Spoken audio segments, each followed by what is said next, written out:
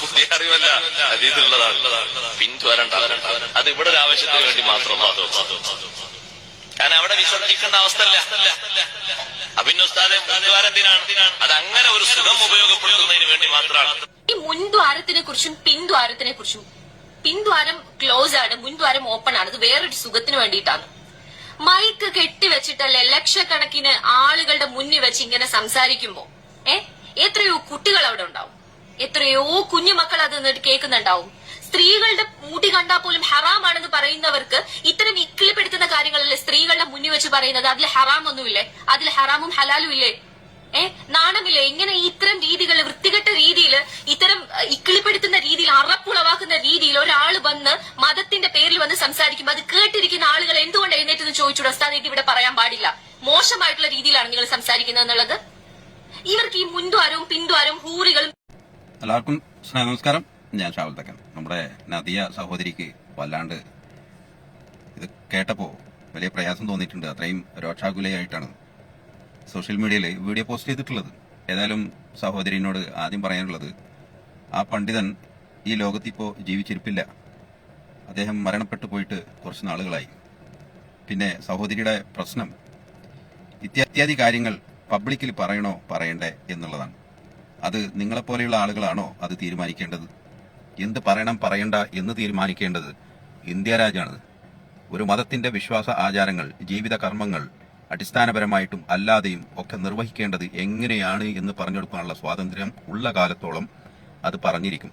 പിന്നെ ഇത്യാദി കാര്യങ്ങൾ കേൾക്കാൻ നിങ്ങൾക്ക് താല്പര്യമില്ല എങ്കിൽ മേലോട്ട് നീക്കുക. പിന്നെ അവിടെ ഇരിക്കുന്ന ആളുകൾ കേൾക്കുന്നത് നിങ്ങൾക്ക് ബുദ്ധിമുട്ടായി തോന്നണമെങ്കിൽ നിങ്ങൾ എല്ലാവരുടെയും കേൾവി ഏറ്റെടുക്കേണ്ട ആവശ്യമില്ല. അതിനാരെയും ഏർപ്പെടുത്തിയിട്ടും ഇല്ല. ഇസ്ലാമിന്റെ വീക്ഷണം, ഇസ്ലാമിന്റെ ആഹ്വാനം, കാഴ്ചപ്പാട് എന്ന് പറയുന്നത് അവന്റെ ഒരു ദിവസത്തെ പൂർണ്ണമായ ജീവിതം എന്തൊക്കെയാണ്, എങ്ങനെ ആയിരിക്കണം എന്ന് കൃത്യം വ്യക്തമായിട്ട് കർമ്മശാസ്ത്ര രംഗത്തും ഒക്കെ രേഖപ്പെടുത്തിയിട്ടുണ്ട്.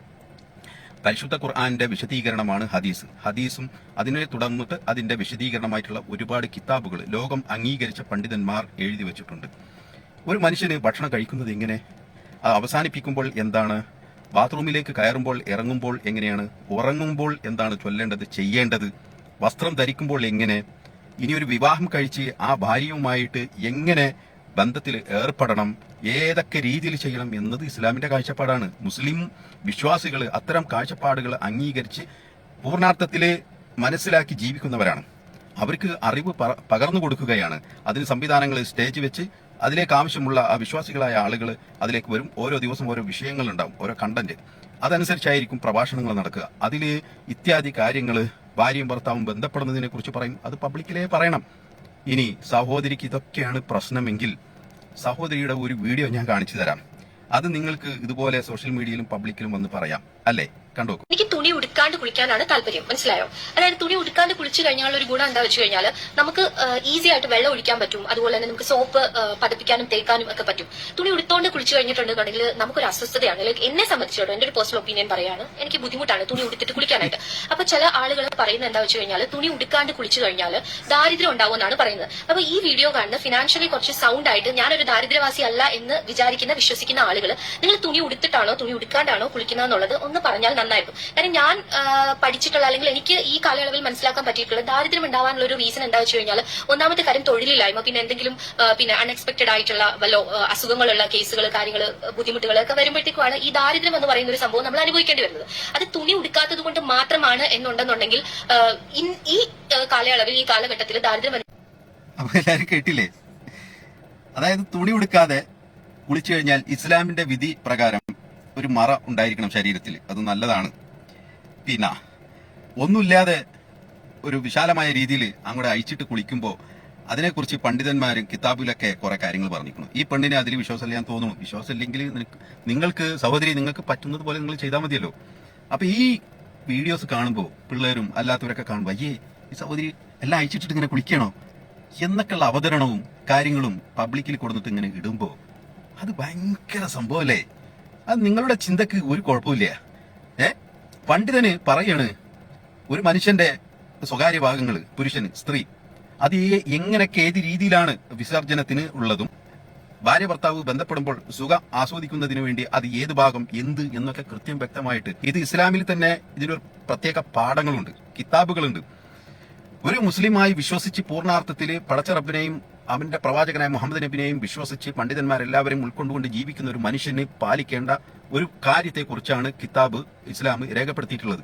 അതനുസരിച്ച് ജീവിക്കുമ്പോൾ അവന് ഭാര്യയുമായിട്ട് എങ്ങനെ ബന്ധപ്പെടണം, ഒരു ദിവസത്തെ ഉറക്കവും ഭക്ഷണവും രീതി എല്ലാം ഇതാണ് അതിൽ പ്രതിപാദിക്കുന്നത്. ഇനി ഇത്തരത്തില് കാണുമ്പോൾ നിങ്ങൾക്ക് പൊള്ളേണ്ടതില്ല. നിങ്ങൾ എന്താണോ ധരിച്ചു വെച്ചിരിക്കുന്നത്, നിങ്ങൾ എന്താണോ ആഗ്രഹിക്കുന്നത്, അതുപോലെ ജീവിക്കാൻ ഇന്ത്യ രാജ്യത്ത് സ്വാതന്ത്ര്യമുണ്ടല്ലോ. പിന്നെ എന്തിനാണ് സഹോദരി ഇങ്ങനെ പണ്ഡിതന്മാരെ മേലെ മെക്കെട്ടേറാൻ വേണ്ടിയിട്ട് വരുന്നത്? ഇനി സഹോദരിയുടെ താത്വികമായിട്ടുള്ള ചില ചിന്തയും കാഴ്ചപ്പാടും ഒന്ന് കണ്ടേച്ച് പോകാം. അതോടെ ഞാൻ നിർത്തുന്നു വീഡിയോ. ഈ 30 വയസ്സ് കഴിഞ്ഞിട്ടും പെണ്ണ് കിട്ടാത്ത ആളുകളോടാണ് എനിക്ക് പറയാനുള്ളത്, നിങ്ങൾ ഒരു തരത്തിലും വിഷമിക്കേണ്ട ഒരു ആവശ്യമില്ല. നിങ്ങൾ എന്തിനാണ് ഇങ്ങനെ പെണ്ണ് കിട്ടിയില്ല, ചെക്കനെ കിട്ടിയില്ല എന്ന് പറഞ്ഞിട്ട് ഇങ്ങനെ മനസ്സ് ഖണ്ഡിപ്പിക്കുന്നത്? തത്വചിന്താപരമായിട്ട് പറഞ്ഞു കഴിഞ്ഞാല് വിവാഹം എന്ന് പറയുന്നത് 2 വ്യക്തികൾ തമ്മിലുള്ള സുദീർഘമായ വിട്ടുവീഴ്ചയുടെ ഒരു പരീക്ഷണശാലയാണ്. അപ്പൊ അതിന് ആ പരീക്ഷണശാലയ്ക്ക് ചിലപ്പോ കാലാവധി കൂടുതൽ ഉണ്ടാവാം, കുറഞ്ഞിട്ടുണ്ടാവാം, അങ്ങനെ പലതും ഉണ്ടാവാം. ചിലത് കൂടുതൽ ഓടിപ്പോവും, ചിലത് ആദ്യം തന്നെ നിൽക്കും, ചിലത് പകുതി വെച്ച് നിൽക്കും, ചിലത് അവസാനം വരെ ഉണ്ടാവും. സംഭവം അതാണ്. അപ്പൊ ഈ ഒരു സംഭവത്തിലേക്ക് നമ്മൾ കടന്നു കഴിയുകയാണെന്നുണ്ടെങ്കിൽ നമുക്കുള്ള സ്വാതന്ത്ര്യം, നമുക്കുള്ള സമാധാനം, നമ്മുടെ ഏകാന്തത ഇതൊക്കെ നഷ്ടപ്പെടും. ഇപ്പൊ നിങ്ങൾക്കുള്ള ഒരു സോളിറ്റ്യൂഡ് ഉണ്ട്, ഒരു ഏകാന്തത, അത് നിങ്ങൾക്ക് പ്രകൃതി നൽകിയിട്ടുള്ള ഒരു വരദാനാണ്. മനസ്സിലായോ? അപ്പൊ ഈ വരദാനത്തെ ആവോളം അവിടെ ആസ്വദിക്കുക. കാരണം ഇപ്പോഴത്തെ സിറ്റുവേഷനിൽ നീ എവിടെ പോയി, എന്തിനു വന്നു, എവിടെ വന്നു, ഇങ്ങനെ നിങ്ങളുടെ സ്വാതന്ത്ര്യത്തിനോ സമാധാനത്തിനോ ഭംഗം വരുന്നതായിട്ടുള്ള യാതൊരു വിധമായിട്ടുള്ള ക്വസ്റ്റ്യൻസും അല്ലെങ്കിൽ നിങ്ങൾ അതിന്റെ ആൻസറും കൊടുക്കേണ്ടതോ നേരിടേണ്ടതോ ആയിട്ട് വരുന്നില്ല. അപ്പൊ നിങ്ങളുടെ പ്രായം ഇങ്ങനെ കടന്നു പോകുമ്പോൾ അതിന്റെ അക്കങ്ങളെ കണ്ടിട്ട് നിങ്ങൾ ഇങ്ങനെ ഭയപ്പാടോടെ പേടിച്ചു നിന്നിട്ട് ഒരു കാര്യമില്ല. അയ്യോ എനിക്ക് 32ആയി, അയ്യോ എനിക്ക് 42ആയി, 52ആയി, 62ആയി, 72ആയി, ഒന്നും വിചാരിക്കണ്ട. ഇനിയിപ്പോ നിങ്ങൾക്ക് പെണ്ണ് കിട്ടിയില്ലേലും പ്രശ്നമില്ല. നിങ്ങൾക്ക് പ്രകൃതി തന്നിട്ടുള്ള ഒരു ബോണസ് ആണ് ഇതെന്ന് വിചാരിച്ചാൽ മതി. ബോണസ് ലൈഫാണ്, അല്ലെങ്കിൽ ഒരു എക്സ്ട്രാ ഒരു അനുഗ്രഹം, മറ്റുള്ളവരിലൊക്കെ കാണും ഒരു എക്സ്ട്രാ ഒരു അനുഗ്രഹം നിങ്ങൾക്ക് കിട്ടി. നിങ്ങളുടെ ജീവിതത്തിൽ പെണ്ണോ ചെക്കനോ ഇല്ല. ഇനിയിപ്പോ നിങ്ങൾക്ക് ആരെങ്കിലും വിധിച്ചിട്ടുണ്ട് എന്നുണ്ടെങ്കിൽ സമയമാകുമ്പോ നടക്കും, അങ്ങനെ വിചാരിക്കുക. ഇല്ലാന്നുണ്ടെങ്കിൽ ഞാൻ നേരത്തെ പറഞ്ഞ പോലെ നിങ്ങൾ ഈ ഒരു അവസരം ഒരു ബോണസ് ആയിട്ട് വിചാരിക്കുക, ലൈഫ് അങ്ങോട്ട് ആസ്വദിക്കുക. വിഷമിച്ചിട്ട് യാതൊരു ഇതായിട്ടുള്ള കാര്യമില്ല. ഇതാണ് ഇതിന്റെ ഒരു റിയാലിറ്റി. അപ്പോ സഹോദരിയുടെ താത്വികമായിട്ടുള്ള അവതരണവും പെണ്ണ് കിട്ടിയിട്ടില്ലെങ്കിൽ വിഷമിക്കണ്ട എന്ന് പറഞ്ഞതൊക്കെ കേട്ടല്ലോ. പിന്നെ മൊത്തം അഴിച്ചിട്ടിട്ട് കുളിക്കുക എന്നുള്ളതൊക്കെ കേട്ടല്ലോ. Good bye, good night.